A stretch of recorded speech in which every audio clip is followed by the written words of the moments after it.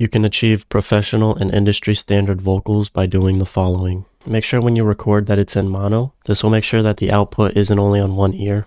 Once you have your vocal recording, you're going to want to open it up, go to the audio clip section, right click, go to audio editor, then look for a section of blank noise. Right now we're going to remove the background noise. Come up here to the toothbrush, right click.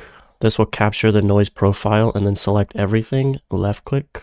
And then typically the default setting is what I leave it at, but you can mess around with this. They also have a declicker option right here, and I'll just click accept. Now, as you can see, this line is flat in between each vocal. That's because all of the excess noise has been removed. Then you want to come up here and drag it back in. Now you're going to want to open up the edited version, go to the same spot, except now we're going to go under the audio editor to pitch corrector. This is where it's important to understand what the scale of the song is. So after you select that, then go back to the scissors and go to snap to scale. This will bring all the vocals to the areas on the grid that are within the scale. And then I'll turn the center up, which brings the vocal to the precise area on the note. The variation when turned down makes the vocal sound more flat and robot-like. And then when it's turned up, it sounds wobbly. So typically I like to turn the variation down just a bit. And the transition is how quickly it'll transition from each chop within the vocal. And you can also add your own chops.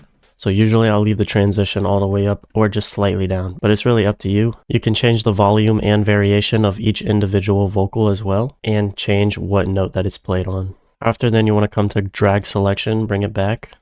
Then you can delete the other two. Just make sure you have it lined up properly. And usually I'll normalize it, which makes it louder. And you're also going to want to line up the tempo or the BPM of a beat if you import it. For this one, I created the melody itself, so it's already lined up perfectly. Then also, if you do have a beat, you're going to want to make sure that, like, let's say this pattern's a beat, that you click fit to tempo and then type in the BPM, and then that will stretch it to the BPM exactly how it's supposed to be. Now we can finally start to add things on the mixer, so you can route it to a track on the mixer. First, I'll usually start out with a subtractive EQ, and the order matters for the effects, else you might have like reverb at the start and then everything else after that will be applied to the reverb. And usually you're going to want effects like that last. So many times people put a high pass filter on the vocal. This helps to get rid of the low end that's not needed and gives more space for the instruments. And it also makes it sound cleaner too. So right here I cut it at about 100 Hertz. And you can also add a dip right here for any of the harshness.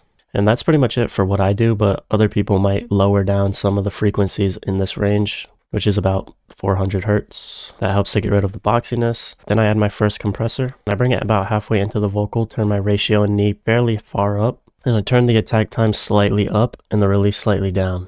Then I add my de-esser, which I have this from Waves Audio. It's a sibilance remover, which Maximus does the exact same thing. You can go to the presets and they should have a de-essing option. Then I add autotune. If you don't have this from Antares, you can add autotune that comes with FL Studio called Pitcher. And then here it's important again to make sure that you match the scale. And these are all the notes that your vocal is going to line up on that are highlighted.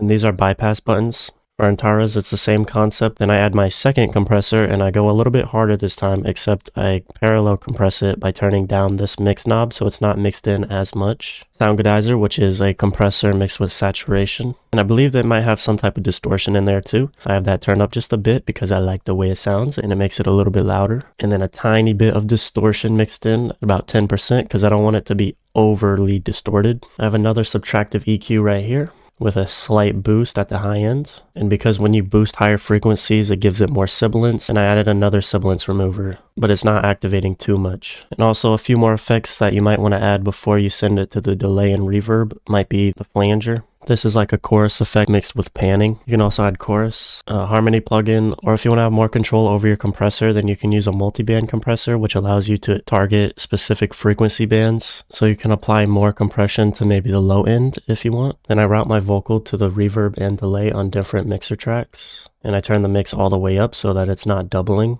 If you use delay, you want to turn the dry knob all the way down. Make sure that the timing's lined up so that it's matching the beat. And the same applies to the reverb. And then here's an example of why layering your vocals will make it sound better. This is just an individual track with all those effects applied. Fuck with me lately on her. And then when you layer it, you're able to remove certain parts that might be like clicking or popping or whatever without it being too noticeable. Fuck with me lately on her. Make sure you follow if this was helpful.